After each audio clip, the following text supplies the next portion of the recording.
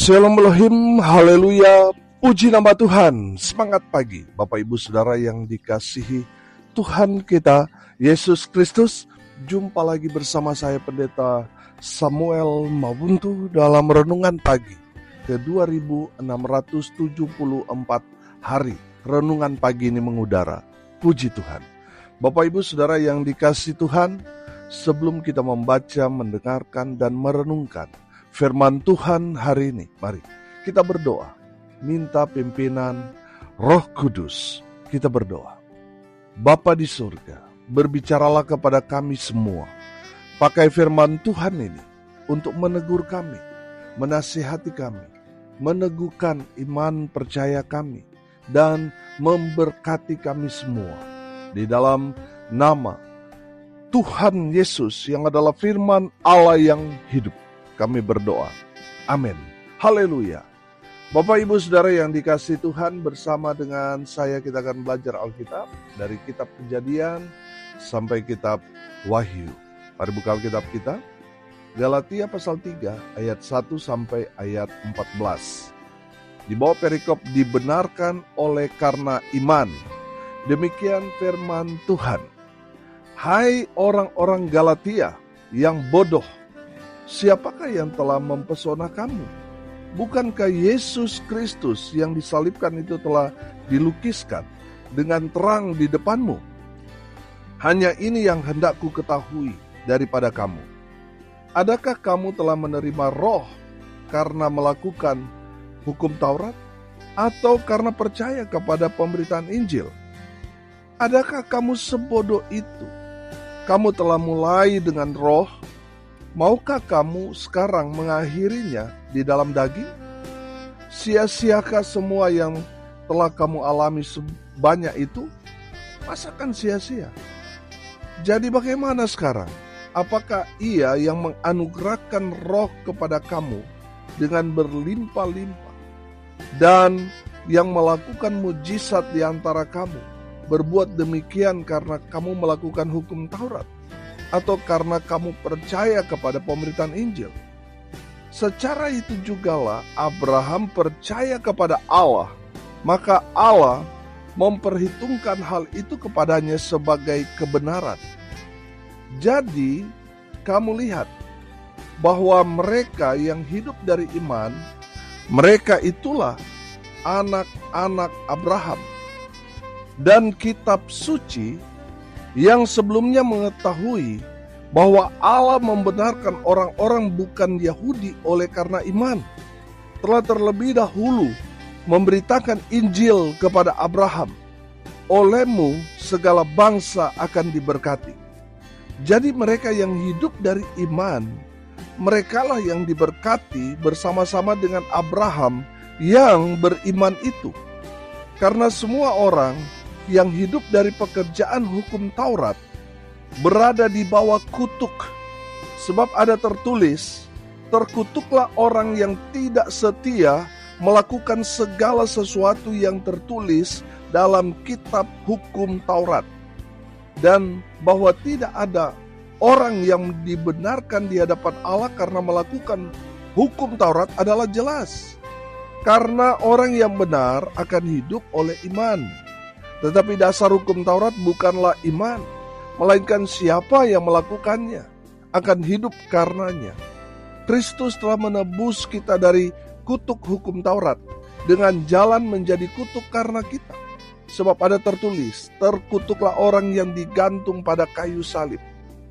Yesus Kristus telah membuat ini supaya di dalam Dia berkat Abraham sampai kepada bangsa-bangsa lain, sehingga oleh iman kita menerima Roh yang telah dijanjikan itu. Amin. Haleluya. Bapak Ibu Saudara yang diberkati Tuhan, dari kebenaran firman Tuhan ini Rasul Paulus mau kita belajar kenapa Rasul Paulus mengeluarkan kata bodoh kepada jemaat yang ada di Galatia. Saudara perhatikan ayat 1. Hai orang-orang Galatia yang bodoh, siapakah yang telah mempesona kamu? Bukankah Yesus Kristus yang disalibkan itu telah dilukiskan dengan terang di depanmu. Ayat 3. Adakah kamu sebodoh itu? Saudara yang dikasihi Tuhan, dari firman Tuhan ini Rasul Paulus mau kita belajar kenapa Paulus mengeluarkan kata bodoh kepada jemaat yang ada di Galatia. Yang pertama, karena jemaat di Galatia, mereka yang tadinya sudah percaya kepada Yesus, sekarang mereka berubah. Mereka gampang dipengaruhi dengan ajaran-ajaran yang baru, yang mereka anggap mungkin dalam tanda kutip lebih masuk akal daripada Injil yang diajarkan Rasul Paulus. Bapak Ibu Saudara yang dikasihi Tuhan, firman Tuhan ini berkata, hai orang-orang Galatia yang bodoh, siapakah yang telah mempesona kamu? Sehingga mereka goncang dalam iman mereka kepada Kristus Yesus Tuhan. Mereka menukar keselamatan dengan kebinasaan. Bapak Ibu Saudara yang dikasihi Tuhan, bukankah orang-orang yang telah meninggalkan Tuhan, mereka yang menukar keselamatan dengan kebinasaan itu adalah orang bodoh? Makanya Rasul Paulus begitu geram kepada jemaat yang ada di Galatia. Karena yang tadinya mereka percaya kepada Yesus Kristus Tuhan dengan iman mereka, sekarang berubah. Mereka tidak lagi percaya. Mereka lebih percaya pada ajaran-ajaran yang baru yang sedap didengar telinga. Tetapi ternyata itulah yang menyesatkan mereka. Makanya Paulus katakan kepada jemaat itu, jemaat Galatia yang bodoh. Bapak Ibu Saudara yang diberkati Tuhan, jangan pernah menukar keselamatanmu dengan hal yang kelihatannya wow sekarang. Yang kelihatannya ini yang membuat saudara dalam tanda kutip diberkati.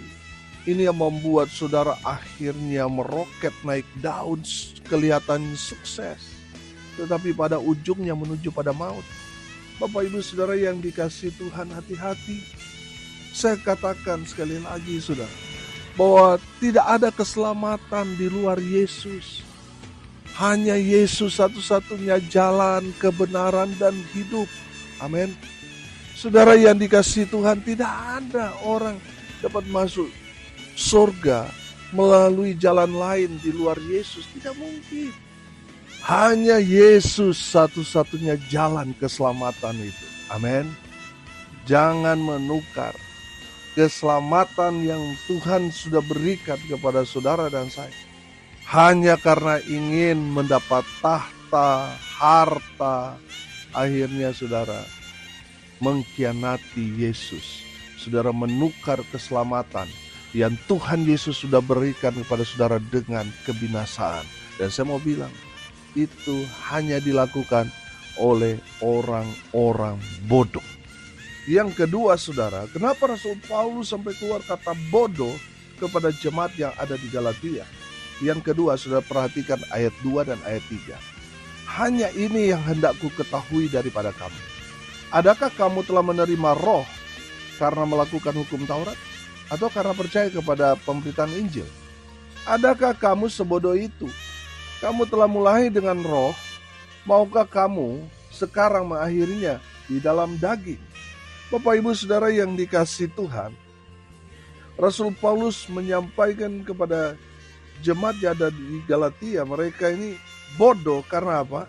Karena mereka yang tadinya telah menerima roh yang memberi mereka hidup, yang memberikan mereka satu pertumbuhan iman yang luar biasa. Mereka menghasilkan buah-buah roh, tetapi mereka mengakhirinya dalam daging. Bapak Ibu Saudara yang dikasihi Tuhan, firman Tuhan ini memberikan satu teguran yang luar biasa kepada kita semua. Kita bodoh kalau kita mengakhiri hidup kita dengan daging. Sejak kita percaya pada Yesus, ketika ada orang yang memberitakan Injil kepada kita, kita percaya pada pemberitaan Injil itu. kita akhirnya hidup dalam pimpinan Roh. Ketika kita menerima Yesus, Roh Kudus yang masuk dalam kehidupan saudara, menguasai saudara, dan tinggal di dalam bait suci yang kudus, yaitu di dalam kehidupan saudara dan saya. Saudara, saya percaya apa yang ada di dalam diri kita itu akan mempengaruhi seluruh hidup kita. Akan berdampak kepada semua lini kehidupan kita, baik tutur kata kita, pikiran kita, hati kita. Kalau Roh Kudus yang menguasai kita, pasti kita akan hidup dalam Roh. Amin. Pasti akan menghasilkan buah-buah Roh itu.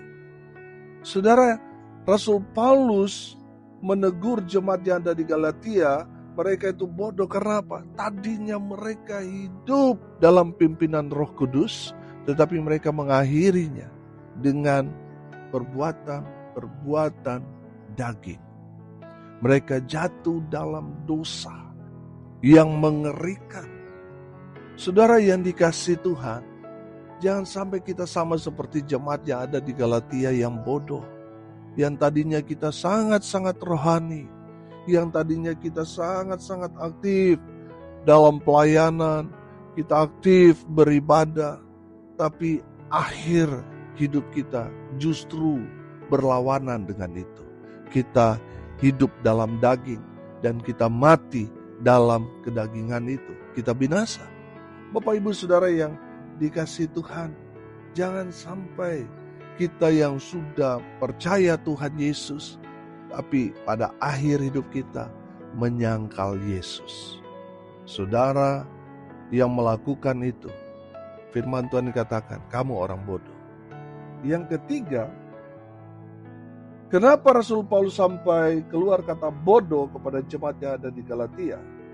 Perhatikan ayat 10. Karena semua orang yang hidup dari pekerjaan hukum Taurat berada di bawah kutuk. Sebab ada tertulis, terkutuklah orang yang tidak setia melakukan segala sesuatu yang tertulis dalam kitab hukum Taurat. Ayat 11, perhatikan. Dan bahwa tidak ada orang yang dibenarkan di hadapan Allah karena melakukan hukum Taurat adalah jelas. Karena orang yang benar akan hidup oleh iman. Tetapi dasar hukum Taurat bukanlah iman, melainkan siapa yang melakukannya akan hidup karenanya. Saudara yang dikasihi Tuhan, yang ketiga, kenapa Rasul Paulus sampai mengeluarkan kata bodoh kepada jemaat di Galatia? Karena mereka masih hidup di dalam hukum Taurat. Saudara, perbedaannya hukum Taurat dengan iman beda, saudara. Hukum Taurat, kalau saudara mau mendapatkan keselamatan, saudara harus melakukan semua hukum Taurat. Dan tidak ada satu manusia pun selain Yesus yang bisa sanggup melakukan semua hukum Taurat dengan sempurna. Tidak ada selain Yesus. Sudah perhatikan ketika ada seorang perempuan yang kedapatan berbuat zina. Saudara, uniknya yang menyeret perempuan yang berdosa ini adalah pemuka-pemuka agama, para pemimpin-pemimpin agama. Mereka hendak mencoba Yesus dengan menabrakkan Yesus dengan hukum Taurat. Mereka mau mencobai tentang pengetahuan Yesus tentang hukum Taurat. Makanya mereka berkata, menurut hukum Musa, menurut hukum Taurat, orang kalau kedapatan berbuat zina, mereka harus dibawa ke depan pintu gerbang kota, lalu dilempar batu sampai mati. Itu menurut hukum Taurat. Saudara yang dikasihi Tuhan, Tuhan Yesus berkata kepada mereka semua, barang siapa di antara kalian yang tidak berdosa, silakan lempar perempuan ini. Uniknya saudara, tidak ada satupun orang yang membawa perempuan ini yang dihadapkan kepada Yesus yang melempar perempuan ini. Artinya apa? Mereka juga sadar bahwa mereka berdosa. Mereka belum secara sempurna melakukan seluruh hukum Taurat. Bapak Ibu Saudara yang dikasihi Tuhan, dari kebenaran firman Tuhan itu kita belajar bahwa tidak ada satu manusia pun yang dapat diselamatkan karena melakukan hukum Taurat. Makanya Tuhan Yesus datang ke dalam dunia ini, memberikan satu pengharapan iman yang luar biasa kepada semua orang. Betul, kita tidak bisa melakukan semua hukum Taurat. Tapi kalau saudara percaya kepada Yesus Kristus Tuhan, saudara menerima Dia, hidup menjadi manusia yang baru, saudara diselamatkan. Amin. Haleluya. Bapak Ibu Saudara yang dikasihi Tuhan, saya percaya kita bukanlah orang bodoh. Dan kita pasti tidak suka disebut orang bodoh, betul? Saudara, oleh sebab itu mari kita hidup bijaksana. Amin. Kalau yang tadi firman Tuhan mengajarkan, ini loh yang dilakukan orang-orang bodoh. Mereka menukar keselamatan dengan kebinasaan. Mereka yang tadinya hidup dalam roh, tapi mengakhirinya dalam daging. Mereka yang masih hidup dalam hukum Taurat, mereka orang-orang bodoh. Nah, saudara yang dikasihi Tuhan, mereka yang bijaksana, mereka yang tidak terpengaruh dengan ajaran-ajaran baru yang dalam tanda kutip kepalsuan yang mereka kemas semenarik mungkin, supaya banyak orang tertarik meninggalkan Yesus, menukar keselamatan dengan kebinasaan. Saudara yang dikasihi Tuhan, orang yang bijaksana, orang yang dipimpin oleh Roh Kudus, pasti dia tidak akan terpengaruh dengan kemasan-kemasan yang sepertinya menarik, tapi dia tidak akan terpengaruh. Amin. Dia tetap setia. Dia tetap mengiring Yesus sampai mati. Haleluya. Yang kedua, saudara, orang yang bijaksana di hadapan Tuhan adalah mereka yang hidup dalam roh, memelihara persekutuannya untuk terus intim dengan Tuhan, membangun hubungan dengan Tuhan. Dia hidup dalam pimpinan Roh Kudus, sehingga dalam kehidupan orang itu menghasilkan buah-buah roh. Yang ketiga, hidup oleh karena percaya. Amin. Bukan karena melakukan hukum Taurat. Tadi saya katakan, tidak ada orang yang dapat melakukan semua hukum Taurat. Saudara, kita manusia, kalau pakai ukuran perjanjian lama, tidak ada yang dapat diselamatkan. Karena semua cacat, semua tidak bisa dengan sempurna melakukan semua tuntutan hukum Taurat. Kita pasti masuk neraka kalau pakai ukuran perjanjian lama, hukum Taurat.